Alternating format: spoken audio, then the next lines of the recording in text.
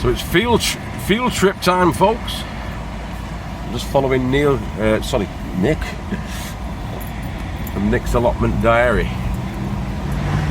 I'm going to check out his little slice of Eden. It's only about 5 minutes away from his house. Just been down to his house and a nice cup of tea with Nick and his good lady. Good lady wife, that is. They're not living in sin. But yeah, we're on our way. Nice little part of the world. It's just on the Welsh side of Chester. But Nick's got a Cheshire postcode, a CH postcode, which I won't tell you, obviously. But yeah, I think it's the first time this year we've actually been on a road trip, and I'm really looking forward to it. Because Nick's a top banana, as many of you will know. I like all these Welsh names. As soon as you get onto the Welsh side, you get the sort of dual naming of things, Araf and all that. Anyway, it's looking like we're here, so I'll catch you in a moment. Hello! All right, Nick. Welcome to Nick's Allotment. This is all Nick's Allotment. Yeah. I've just been telling the folk that we're on the way down to the allotment now, and just to see you. And mate, it's a good spread, really, isn't it? Yeah, we've got plenty of different allotments, and mine is the closest one to the car park. Fantastic. Saves your legs, that.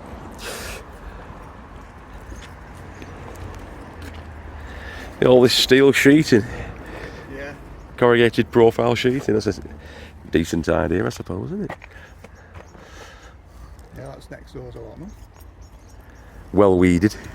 Well, kind of on the beds anyway.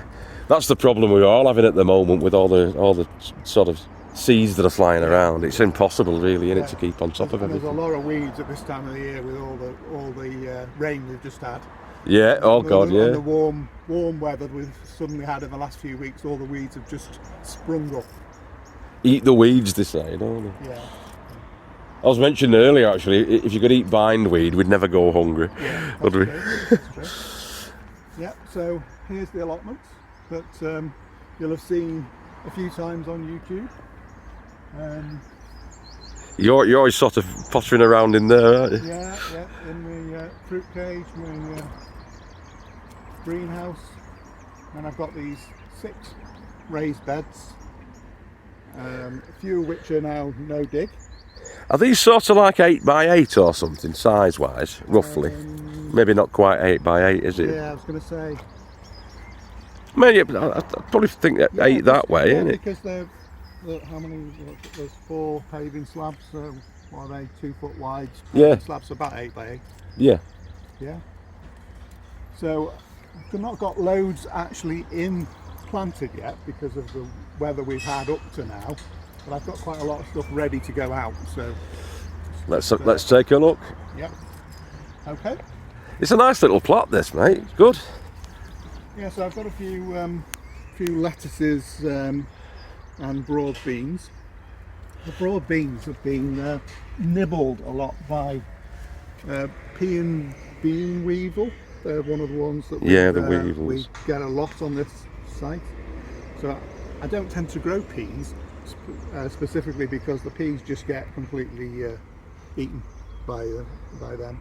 They can devastate them, can't they? It's pigeons with us. Pigeons are a nightmare for open planting. Well, we're in surrounded by fields here, so we get a lot of wildlife, pigeons, rabbits.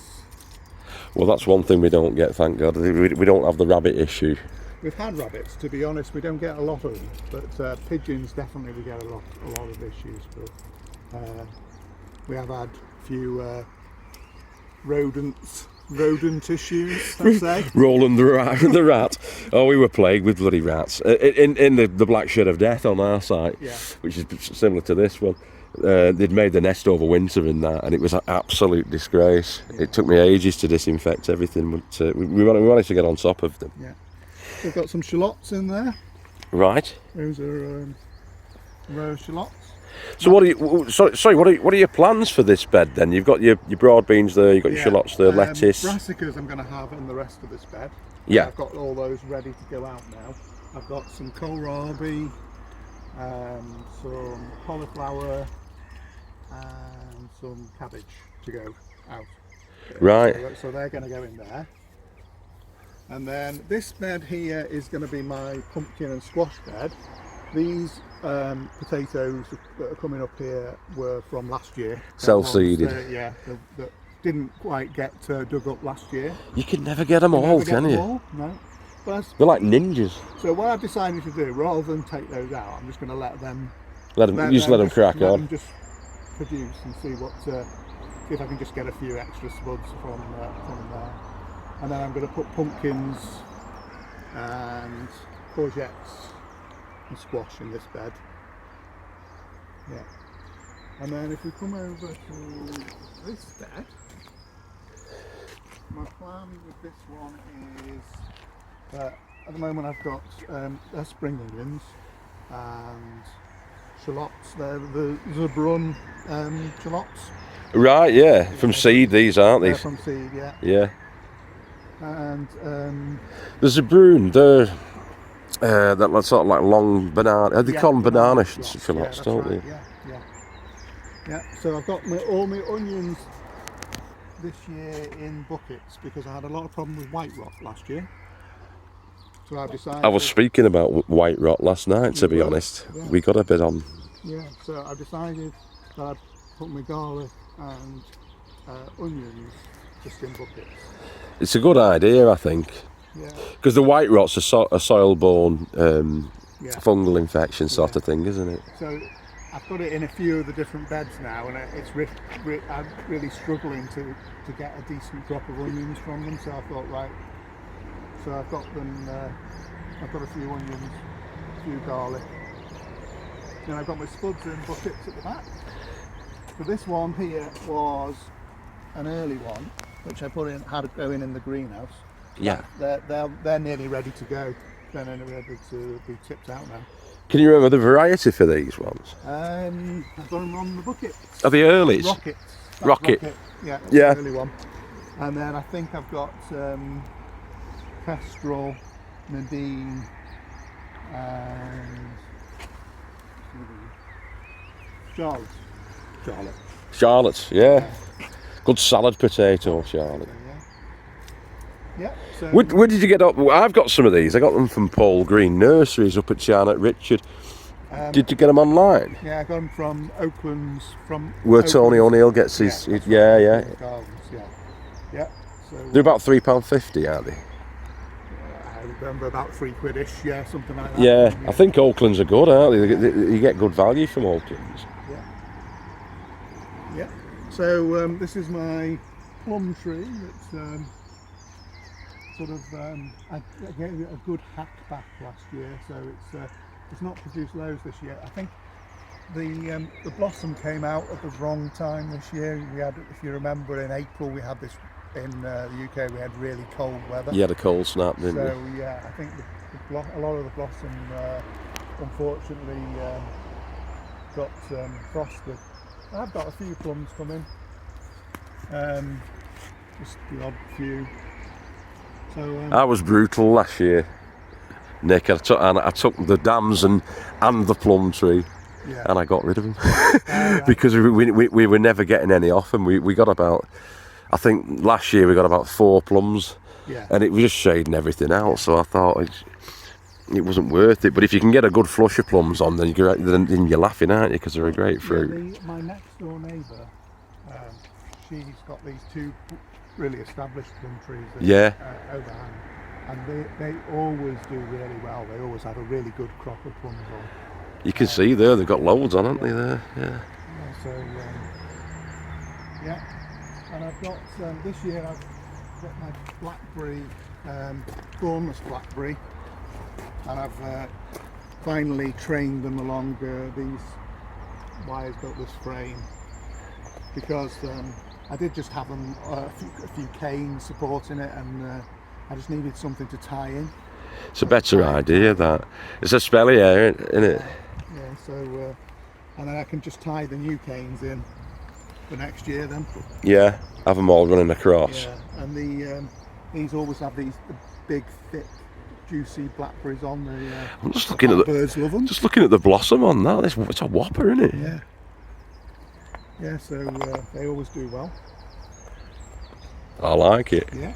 We didn't have any joy with the blackberries last year, but this year it's looking like we're going to have thousands. That's full of blossom. Yeah. So yeah, a few alliums that have just been left to seed from previous year. Those are ornamental ones. Those ones. Yeah, that's what I've got in the. You know those lasagna, flower lasagna bucket things. Yeah. And then I've got that's fennel. The fennel there, bronze fennel. Bronze fennel. And then I've got plenty of chives. Excuse the weeds here. This is a bit of a weedy area. But I've got plenty of bunches of chives. They, as I say, they even self-seed into the path. God, that's amazing, isn't it? Yeah, yeah. They're growing like grass round here. The bees love them though. Yeah. Bees absolutely love them. Yeah. So they get covered in bees. Great for the pollinators. Is that the was it creeping buttercups? Yes, that yellow. Yeah. Yeah, I cleared a load of that out last night. Lots of that. Not a lot of that growing. It's one of my weeds of choice. The favoured weed. Yeah. So unfortunately, this is my strawberry bed, which is somewhat overgrown. Needs a little bit of work. It's difficult. I was saying that before. It's really difficult when you've got your work commitments and stuff like that. Yeah. So a lot of the guys on our allotments, they're retired and they've got nothing else to do basically. Yeah. So this is my next big task, is to get all the weeds out of this area. Yeah, clear it. Are you going to replant it with fresh strawberries, or? Well, these ones are on this side are all runners from last year. Right, so they're going to be fine. So I'm hoping that, to be honest, this area is going to be my new strawberry bed, because they did used to be sort of over that way and they've sort of marched in this direction. Yeah, migrating this way. I'm hoping that this is going to be my new strawberry bed. I had the sunflowers here last year, which is, I will probably put the sunflowers in, because the strawberries will be over. They did well last year. The sunflowers always tend to do well for you, don't they? Yeah, the sunflowers are going to go in this area a little bit later. Yeah. Because the strawberries will have finished. And then this bed here is going to be my bean bed. So this is where I'll have my runner. This will be where I'll have my French beans. French climbers. French climbers, yeah. I don't tend to do runners. Runner beans, I tend to find that they go over too quickly and you have to pick them really, really quickly. And there's not too many recipes for runner beans either. I've found that I don't really like them anyway. So you grow what you eat, don't you? And French beans do well. So I'm going to have my French beans in here, and then some outdoor tomatoes in the middle. And then I've got some dwarf French beans. Sorry about that, the camera overheated for some reason. Back to it. So this bed is... Here we go. He's directly on the flight path. Is this like a private airfield then? They have little private planes that come up. It's not a commercial airline.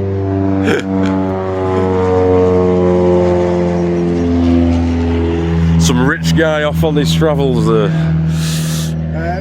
Right. So this bed. So this bed is we've got some spring onions and beetroot in at the moment. Yeah. And then I'm planning, this is going to be my sweet corn. This is where I'm going to plant the sweet corn on this bed. This year. These beds are ideal for sweet corn, really, aren't they? Big blocky beds like this. So They're ideal. Have 2 or 3 rows of sweet corn. It's been well manured this year, this plot, so this bed. so it should be all right. Did you put that on back in the last year, the manure, and let it rot down in? About the autumn time. Yeah. Yeah, so that's ready. I've got my sweet corn. They're just not quite big enough to go out yet, so they just need a little bit longer before I put them out. And then I've got my flower bed here. This is where I grow each year roses. I always get some decent roses on this bed. Those are a real good blood red colour, aren't they? Yeah. And I also have hang on, we'll pause it for a minute. and I've got my roses in this bed, and I've also got the calendula. They self-seed every year. They really get the bright orange flowers. They're very late this year, again because it's been a bit cooler. But in the next week or so, I'll be having loads of orange flowers. And I've also got this. Now, can I remember what it's called? Macedonian something or other. Right. Has these bright red flowers, really nice red flowers. So this bed's more or less donated to the flowering plants then, yeah. The roses were here when I took on the plot, so I decided to leave this one as a pollinator's bed basically, and I just make sure that any flowers I put in, just let them self-seed. And it's always always quite a nice bright spot. We've got two rose bushes either side of the greenhouse entry, and they're called the Queens of Bermuda, and they're lovely. Yeah. They really are nice. Yeah. Got them from B&Q. Believe it or not. Yeah. So here's the greenhouse with bursting at the seams at this time of the year, with all sorts of things ready to go out. So I've got courgettes. You've got little courgettes on already? Yeah. Pumpkin plant, I bought that one the other day. It's one of these sort of Halloween jobs. Halloween type pumpkins. And then I've got my brassicas ready to go out. So I've got Brussels. Is that African marigold? Yeah, got some marigolds there. I'm going to do those as companion planting with some tomatoes, just to keep down the whitefly. Various different tomatoes. A few other brassicas I've got there. What's that? Kale. Right. Purple sprouting broccoli. These are kohlrabi. I've got those. I'm growing those for the first time this year. Purple kohlrabi. I've never tried them before, so I'm going to give them a go. I've got my sunflower plants ready to go. Another few weeks they'll go out into the allotments. Is that going to be going into that bed like last time? Yeah. Yeah. Yeah, so these are the sunflowers for my sunflower challenge each year. I do a sunflower challenge. Got a few peppers at the back there. So that's a habanada. So that's a habanero that's not got any heat. So it's actually a chili pepper without any heat. Right, so does that have the sweetness instead of the heat? So yeah, I've not tried it before. Right, I've never had that. So it's a variety that I'm giving a go for the first time. I might have a go at them next year, because we don't really do spicy, particularly, but we do like the so peppers. that's supposedly an interesting one to give a try. What else have I got? Well, I've got my sweet corn. This is where I'll have my tomatoes. Each year I plant them in this bed. Yeah. They're ready to, I'm going to be planting those out in the next week. I grow those in the green halo. Watering halos. Yeah. So there's my sweet corn, as mentioned. Just need a couple more weeks. They were quite late going in this year, but I want to make sure that they go out after there's been frost, so I didn't want to plant them too early. Self-seeded. There's a volunteer. A self-seeded lettuce there. But well, that'll be ready for harvest soon. Oh, yeah, I mean, it's not far off now. Harvest before any of my other lettuces. Yeah. And I've got a few cosmos plants, a few they're going to go out into the... Again, the bees love those, don't they? The flowers. butterflies. Yeah. Okay. Bees, butterflies and hoverflies. I'll show we'll go to the... Oh, he's the fruit cage now. Yeah.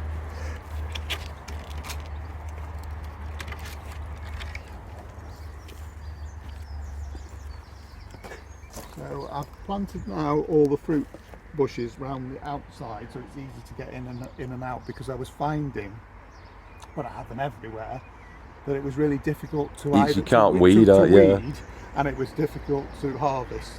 So now I've got red currants growing along that side, and I've got my gooseberries along that edge. I've got a blueberry in bucket, because they're acid liking blueberries. They don't tend to do well. Ericaceous. I don't tend to find they do well in the ground for me, so I just grow them in ericaceous compost in a bucket and use a ericaceous feed, like a weed, like a rose feed or something. Well, it's like pelleted. It's like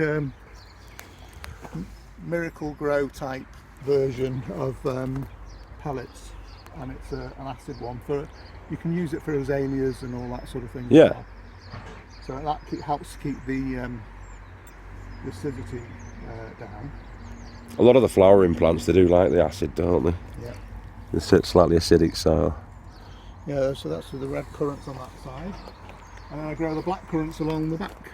So I've got black currants. And these are the thornless, like the one on the fence line, are they? Yeah. No, black currants. Oh, black currants. Sorry, Yeah, black currants. Yeah, silly me. Black currants along that side. Yeah. Yeah. So I've still got a few in buckets from previous years. That was last year. I grew a few of them at buckets at home, and then I brought them back up here. I think that's a black currant, and a few strawberries in here as well. Yeah, they've interlopers. Yeah. So in general, my bindweed issue is subsiding a little bit.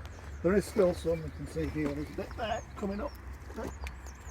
You just pull it as you find it, yeah. Pull it as you find it, weaken it, eventually it'll hopefully get rid. That's the fingers crossed, hopefully, Yeah, isn't it? That isn't it? we like I say, we're plagued with the stuff. It's horrible. Yeah. It always comes in round the borders, doesn't it? And then it sort of creeps its way in. Yeah, and that's how it came here, I think. Yeah. You got a big composting bin there. Yeah, we'll go over and it's just compost, isn't it? Yeah, so this is an old coal bunker. This was a coal bunker that got it off somebody that was just wanting to get rid. Right. And I'm using it as a big compost bin, so I can just It's hard plastic, isn't it? yeah. That's a whopper. Yeah. It needs a good I need to take it off really and give it a good turn over. And then this is just compost from this is municipal compost here, so from the you can get it from our local Recycling centre. recycling centre. That's the word I was trying to think of. It's the compost that they create from people's waste. Yeah, the green bin waste, isn't it? Yeah. So I've got a bit of that, and I can use that then to top up some of the beds. See, I don't know whether they actually do that in Wigan. I've not heard of it. They probably do, because everybody's got green bins, haven't they? They'll be doing it, won't they? Yeah. But I'm going to have to inquire about that. So we actually had a delivery of it up here. The council was trying to get rid of a lot of it, so they dropped off a big wagon load onto the car park, and we then were just all helped ourselves. You just helped yourself to it. Barrow loads of it. That's good, really, that, because it can get expensive, can't it? Yeah. When you're buying bags of compost. Oh yeah, something to discuss. I'm having to go with carrots. Right. In this is a recycling thing from the council. So you've got your sand in there. Yeah, so I've not had any luck with carrots in the past, so I'm just going to try them in this with some sand. So I've just grown a couple of, put a few rows of them in, and they are just starting to come through now. So I'll see how they do. There's a channel, I think it's called Morris Patch of Heaven. Yeah. They do a cracking episode on the carrots. They Yeah. got to get some about 3 feet bloody long, these carrots. But yeah, you need a loose mix, don't you? You need a fine loose mix So for I've them, just, don't you? so it's not just sand, there's a mixture of sand and compost in there, and I'm giving those a try. I'm not going to try them in the beds because I've always found that in the beds here they never do well and we tend to get carrot root fly.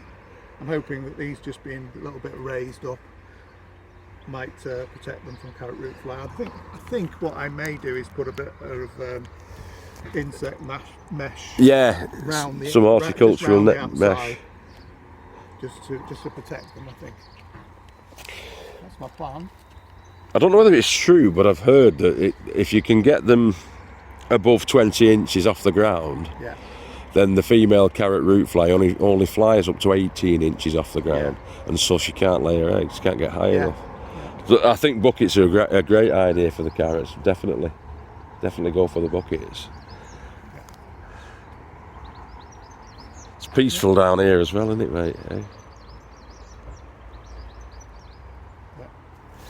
Nice one. Yeah, it's all looking lovely. I like the espalier, definitely. Yeah. That's something I'm going to be looking into this year. Joe next door, he does it with the apples and the pears and what have you. Yeah, I think next door have done it with their cherry trees and. Yeah, they've really gone for it, haven't they? They've not had many cherries on it this year. I think again, I think they had an issue with late frost. Yeah, killing the blossom off. Oh, it's great. It's all ready to receive, isn't it? All the beds now. Yeah, it's ready to.